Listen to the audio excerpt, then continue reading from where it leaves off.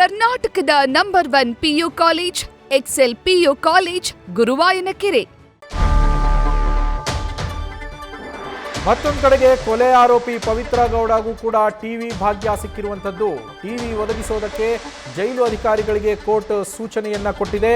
ಲಭ್ಯವಿದ್ದಲ್ಲಿ ಪವಿತ್ರ ಸೆಲ್ನಲ್ಲಿ ಟಿವಿಯನ್ನ ಅಳವಡಿಸಿ ಅನ್ನೋ ನಿರ್ದೇಶನವನ್ನ ನೀಡಲಾಗಿದೆ. ಇದರ ಜೊತೆಗೆ ದಿನಪತ್ರಿಕೆ ಹಾಗೂ ಗ್ರಂಥಾಲಯದ ಪುಸ್ತಕಗಳನ್ನು ಕೂಡ ಪವಿತ್ರ ಗೌಡ ಅವರಿಗೆ ಒದಗಿಸೋದಕ್ಕೆ ಸೂಚನೆಯನ್ನ ಕೊಡಲಾಗಿರುವಂಥದ್ದು.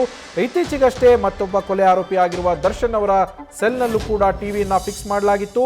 ಇದರ ಬೆನ್ನಲ್ಲೇ ಪವಿತ್ರ ಗೌಡ ಪರ ವಕೀಲರು ಕೂಡ ನಮ್ಮ ಕಕ್ಷಿದಾರರಿಗೂ ಕೂಡ ಟಿವಿಯ ಅವಶ್ಯಕತೆ ಇದೆ, ಟಿವಿಯ ಸವಲತ್ತನ್ನು ಒದಗಿಸಿ ಅಂತ ಮನವಿಯನ್ನ ಮಾಡಿದ್ರು.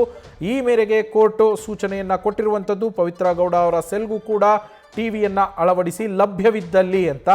ಹೀಗಾಗಿ ಜೈಲು ಅಧಿಕಾರಿಗಳು ತಮ್ಮ ಬಳಿ ಟಿವಿ ಲಭ್ಯವಿದ್ದಲ್ಲಿ ಇವತ್ತು ಅಥವಾ ನಾಳೆಯ ಒಳಗೆ ಅಳವಡಿಸುವ ಸಾಧ್ಯತೆ ಇದೆ. ಪವಿತ್ರ ಗೌಡ ಸೆಲ್ನಲ್ಲೂ ಕೂಡ ಒಂದು ಟಿವಿ ಬರೋದಕ್ಕೆ ಸಾಧ್ಯತೆ ಇದೆ. ಬರುವ ನಿರೀಕ್ಷೆಯಲ್ಲಿ ಟಿವಿ ತಮಗೂ ಕೂಡ ಸಿಗುವ ನಿರೀಕ್ಷೆಯಲ್ಲಿ ಪವಿತ್ರ ಗೌಡ ಇರುವಂಥದ್ದು.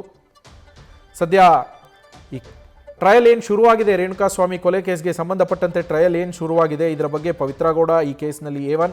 ಸೊ ಅವ್ರಿಗೂ ಕೂಡ ಕುತೂಹಲ ಇದ್ದೇ ಇರುತ್ತೆ, ಯಾವ ರೀತಿಯಲ್ಲಿ ಏನು ನಡೆಯುತ್ತೆ ಅನ್ನೋದು, ಹೊರಗಡೆ ಏನು ಚರ್ಚೆ ಆಗ್ತಾ ಇದೆ ಅನ್ನೋ ತಿಳ್ಕೋಬೇಕು ಅನ್ನೋ ಮಾಹಿತಿಯನ್ನು ತಿಳ್ಕೋಬೇಕು ಅನ್ನೋ ಕುತೂಹಲ ಇರುತ್ತೆ. ಈ ಹಿನ್ನೆಲೆಯಲ್ಲಿ ಅವರ ಪರ ವಕೀಲರು ಕೂಡ ಟಿವಿಗಾಗಿ ಮನವಿಯನ್ನು ಮಾಡಿದರು. ಸದ್ಯ ಜೈಲು ಅಧಿಕಾರಿಗಳಿಗೆ ಕೋರ್ಟ್ ನಿರ್ದೇಶನವನ್ನು ಕೊಟ್ಟಿದೆ.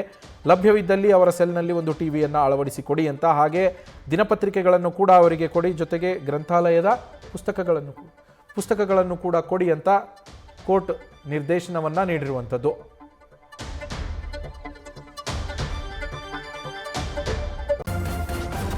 ನ್ಯೂಸ್ ಫಸ್ಟ್ ನಿರ್ಭೀತಿಯಿಂದ ನಿಮ್ಮ ಪರವಾಗಿ.